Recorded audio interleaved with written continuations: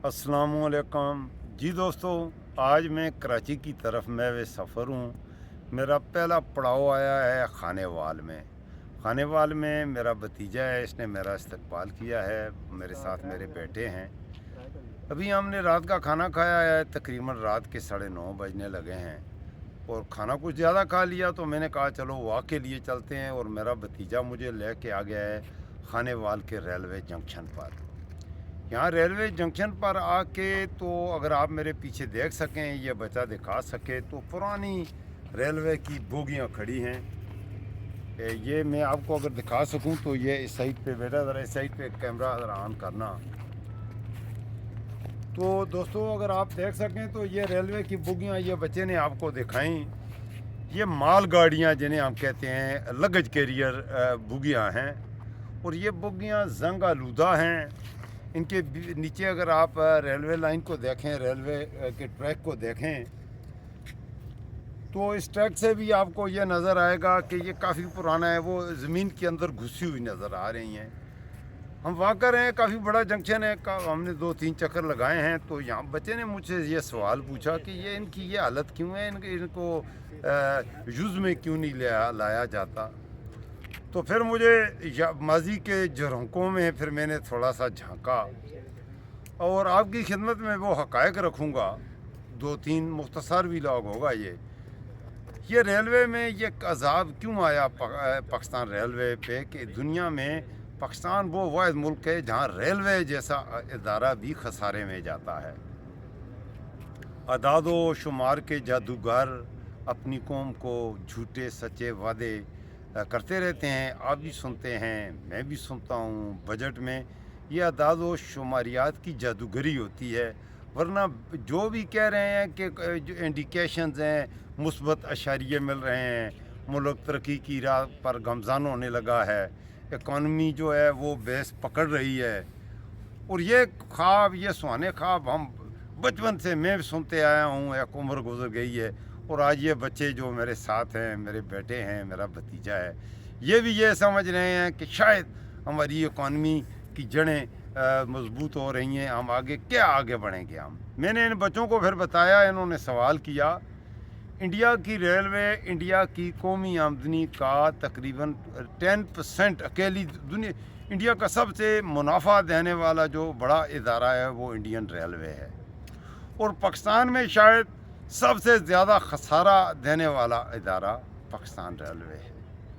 ये पाकिस्तान और इंडिया का अगर डिफ्रेंशिएट करें तो ये है। और अगर दुनिया के ममालिक की बात करें तो फिर तो हालत उससे भी बुरी होगी। कैसे पाकिस्तान रेलवे इस मुकाम तक पहुंची, क्यों पाकिस्तान रेलवे तबाह व बर्बाद हुई। अच्छा, ये मेरी मुखालफ सहमत भी अगर मैं दिखा सकूं तो सामने इस वक्त कोई ट्रेन नहीं है, रात का वक्त है, तो सामने वाले जो प्लेटफॉर्म्स हैं अगर बिल्कुल इस वक्त वीरान पड़े हैं, वीरानी है, इस वक्त अंधेरा है और इस तरह का है कि बिल्कुल सुनसान सुनसान, बिल्कुल साइलेंस है यहाँ पर। काफ़ी बड़ा रेलवे जंक्शन है। तो मैंने 2-3 चक्कर लगाए यहाँ पर, 2-3 चक्कर मैंने लगाए, अब वॉक किया ज़रा आज़मे के लिए। तो मैं आपकी खिदमत में रखूँ, यह तबाही ऐसे आई। 88 में मैं भी लाहौर में था। ये शरीफ ख़ानदान की वजह से ये सारी तबाही आई है।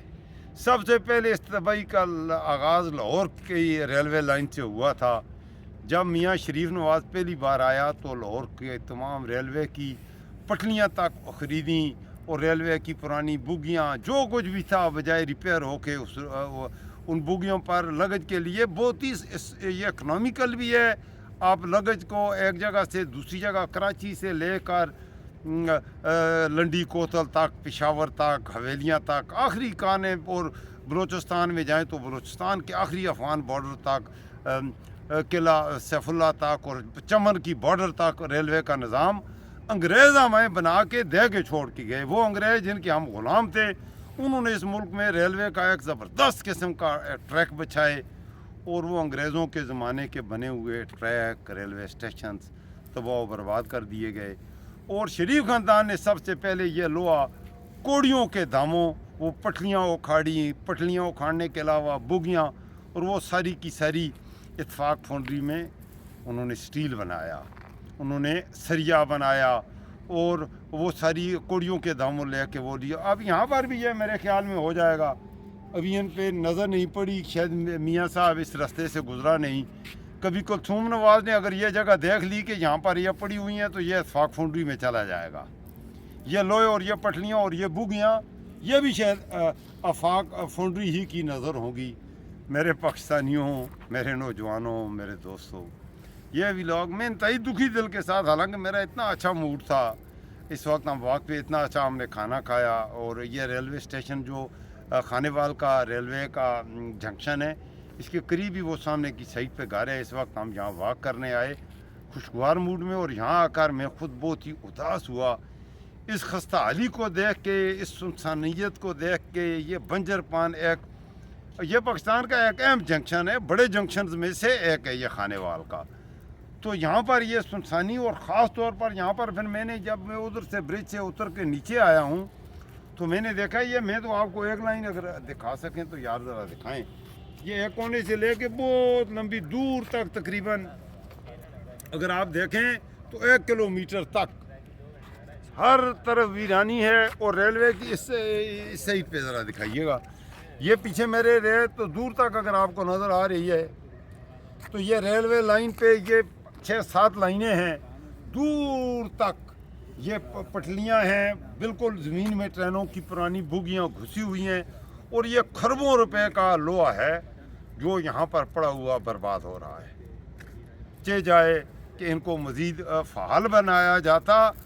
فعال بنانا تو دور کی بات ہے. اور ایسا ان گاڑیوں کے بوگیوں میں کوڑا کرکٹ پڑا ہوا ہے, یہ بھی حیران کن بات ہے. پتہ نہیں ہے ان کے اندر یہ کوڑا کرکٹ, گندے کاغذات, اور بعض بوگیوں کے سے قریب سے گزرنے سے عجیب طرح کی بدبو. پتہ نہیں ہے یہاں پر انسانی لاشیں اندر ان بوگیوں میں رکھی ہوئی ہیں, انتہائی بیہودہ قسم کی. یہاں سے بدبو بھی آتی ہے ٹرین کے ان بوگیوں کے قریب سے اگر گزریں تو یہ ہے انڈین ریلوے کی کہانی. پھر کیا تھا, لاہور ریلوے اسٹیشن سے میاں صاحب نے اور لاہور کے اندرون لاہور شہر سے ساری پٹلیاں اکھاڑی گئیں اور وہ اتفاق فونڈری کی زینت بنی.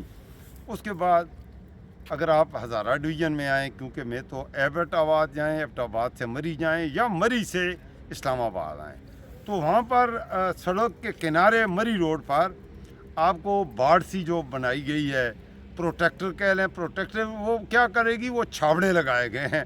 وہ کیا پروٹیکٹ کریں گی. کبھی کوئی حادثہ ہوا ہے, وہاں گاڑی ٹکرائی ہے تو وہ آگے سے گئی اور وہ گاڑی تو گئی, وہ کوئی پروٹیکشن بھی نہیں دیتی.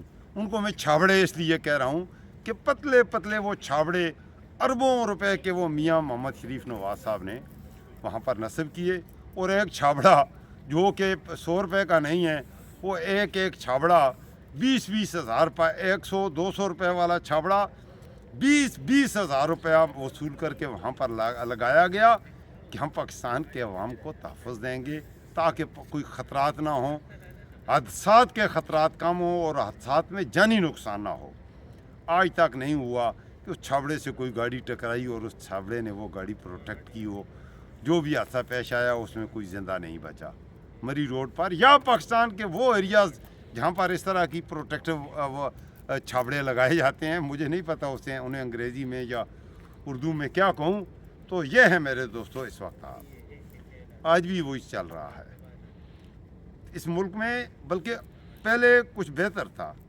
بد سے ہم بدتر کی طرف ابھی جا رہے ہیں. یہ اگر کوئی سمجھتا ہے کہ کیا کہتے ہیں اندھیرا, برائی کی ظلمت کا اندھیرا ختم ہونے کو ہے اور طلوع ہونے لگی ہے سحر, طلوع ہونے لگی ہے امیدوں بھری صبح کی آمد ہے, یہ خود کو دھوکہ دینے کے علاوہ کچھ بھی نہیں ہے. جب تک اس ملک میں زرداری خاندان اور شریف خاندان اور ان کی نسل کا کوئی باقیات باقی ہیں, میں قسم کھا کے کہہ سکتا ہوں یہ ملک آگے کبھی بھی نہیں بڑھ سکتا.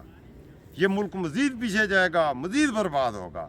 Now it's up to you people, it's up to people of Pakistan. یہ پاکستان کے لوگوں پر ہے کہ آپ نے اس ملک کو اور کتنا تباہ کر کے سانس لینی ہے, آپ نے اس ملک کو اور میرے دوستو کتنا برباد کرنا ہے. اور آخر میں ابھی آیا ہوں تو میں نے ذرا وہ انٹرنیٹ آن کیا, یہاں پہنچ کے پورا دن ہم نے لانگ ڈرائیو تھی.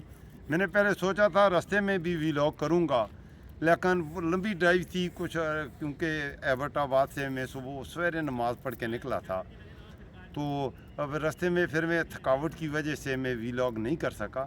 انشاءاللہ یہ سفر میرا 10-15 دن کا ہوگا. تو اس سفر کے دوران جہاں جہاں بھی میں تاریخی جگہوں پہ صبح سویرے میں نکلوں گا سندھ کی طرف، تو میرا اگلا پڑاؤ ہوگا حیدرآباد. پھر حیدرآباد کے بعد میں نے ٹھٹھا بھی جانا ہے. لڑکانہ بھی موقع ملا تو دیکھوں گا، میں بھی دیکھنے جاؤں گا کہ بھٹو صاحب زندہ ہیں یا نہیں.